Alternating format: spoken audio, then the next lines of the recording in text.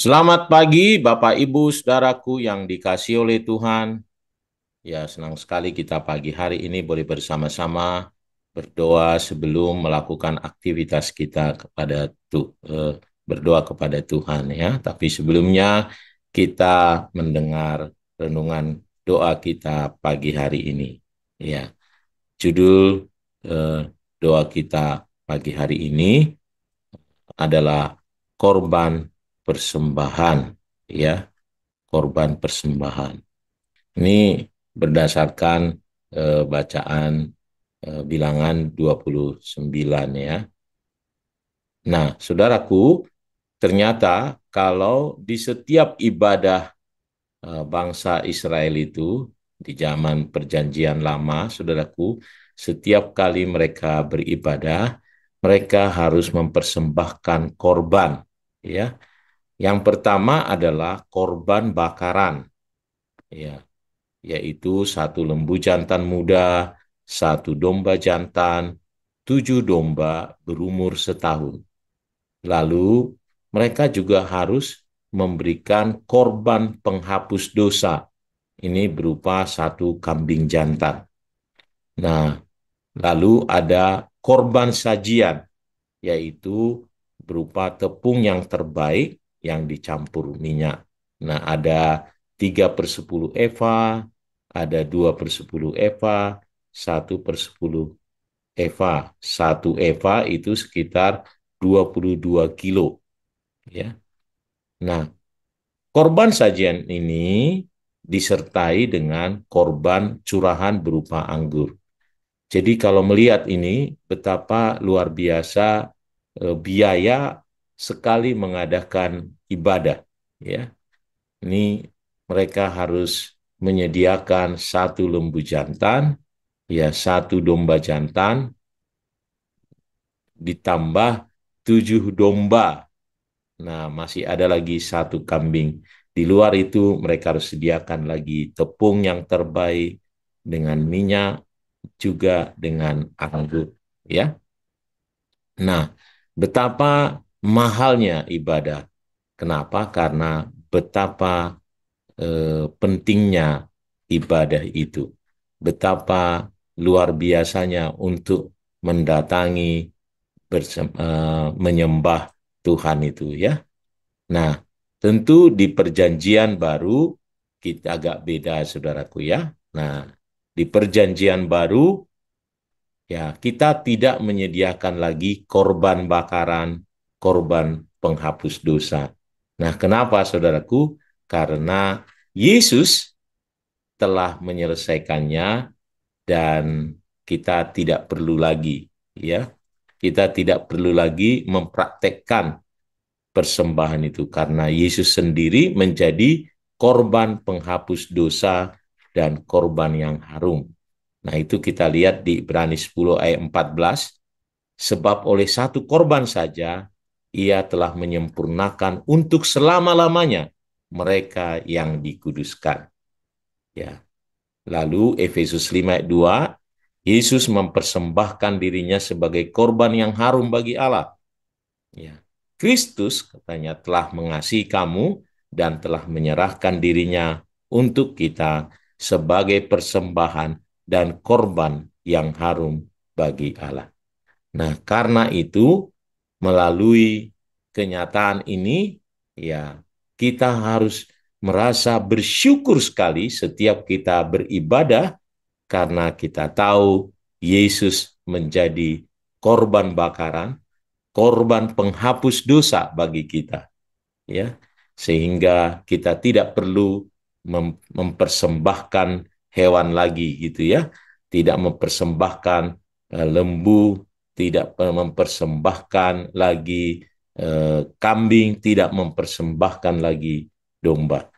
Namun kita harus bersyukur kepada Tuhan karena ia menjadi korban sekali untuk selama-lamanya. Nah, jadi kalau kita beribadah itu harusnya ada ucapan syukur yang luar biasa karena kita mengingat akan kematian Kristus yang menjadi korban bagi kita. Ya, harusnya demikian. pantasan setiap kali beribadah, ya Yesus mengajarkan kita untuk kita eh, melakukan perjamuan kudus ya. Kenapa? Untuk mengingat kematian Kristus, supaya kita terus diingatkan ya bahwa Yesus menjadi korban ya, penghapus dosa buat kita, menjadi korban yang harum bagi kita ya di hadapan Bapa, di hadapan Allah kita. Nah, bagaimana dengan korban sajian, saudaraku ya?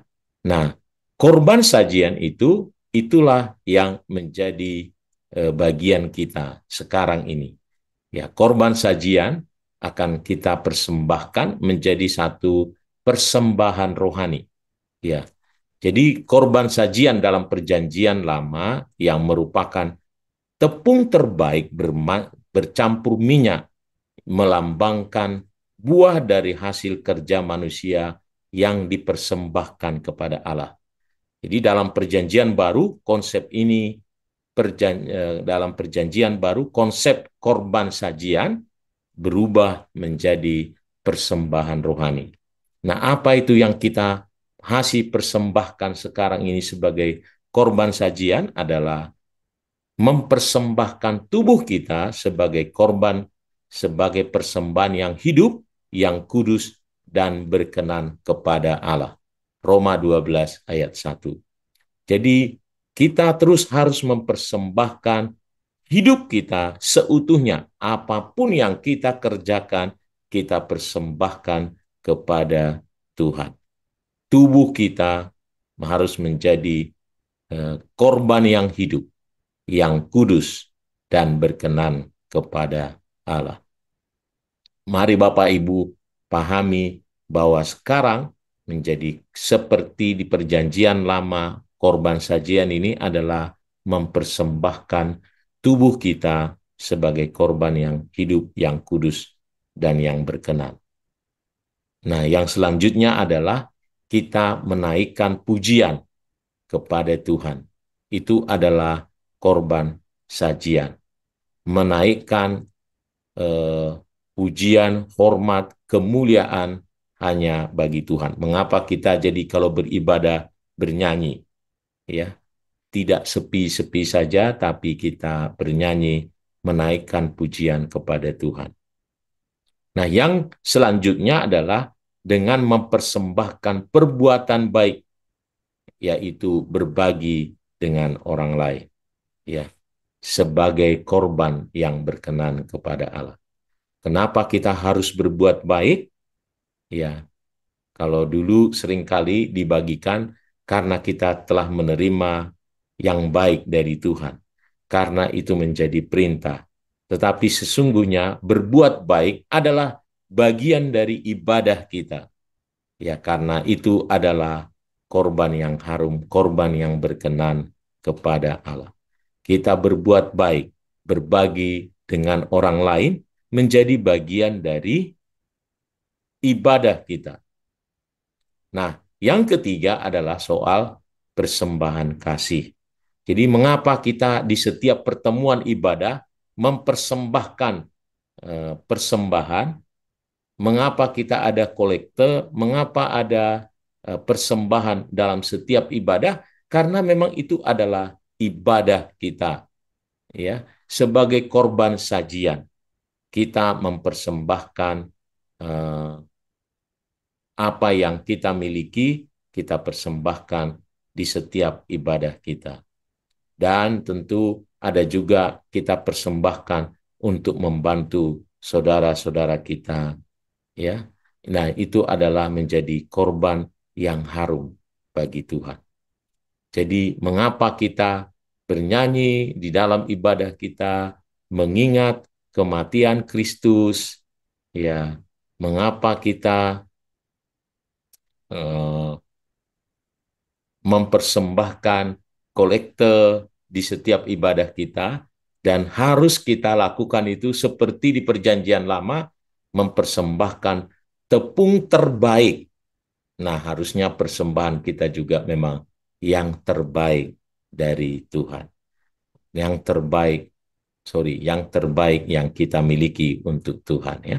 Mari kita memaknai sekarang eh, ibadah kita ini seperti halnya eh, ibadah bangsa Israel yang mempersembahkan korban sajian, yaitu hidup kita persembahkan ya. Kita mempersembahkan yang terbaik dalam persembahan, kita menaikkan pujian bagi Tuhan. Kita menaikkan pujian kita juga yang terbaik bagi Tuhan. Kita mempersembahkan juga ya hidup kita sepenuhnya yang terbaik untuk Tuhan.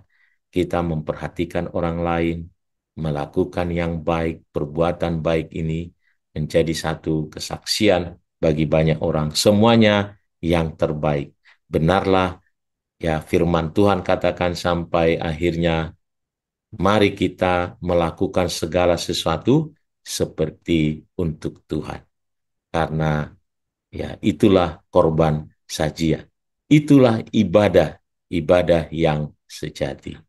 Ya, biar ditemukan kita terus di setiap ibadah bahwa kita mempersembahkan yang terbaik sebagai korban sajian.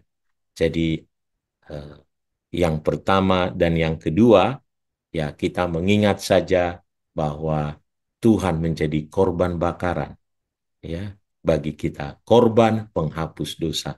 Setiap kita melakukan dosa, kita bisa datang kepada Tuhan, ya, datang minta ampun, dan Ia akan mengampuni segala dosa kita dan menyucikan kita dari segala kejahatan. Tuhan Yesus memberkati kita semuanya.